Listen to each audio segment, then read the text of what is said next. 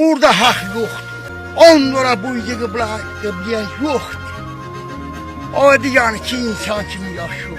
İgirimi bu ile gördüydü. Torpak halimde. Torpak orada bu yoktur. Hangi haktan danışım? Hak yoktur. Hak yoktur, yoktur.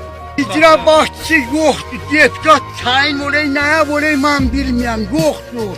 Yoktur. Devlet. Bakın o diyende. Deputat neysin tayin olmalı. Vatandaşın, halkın kaygısıyla hareket edilmeli. Ben demiyorum beni taxtısı götürsün. Dediğimi dedim de 41-42. Asırda yaşayan şahslar indiki vatandaşlardan yaşayın. Bir yana gideceğim de gelme babamın yeri. Bu yana gideceğim de gideceğimin yeri.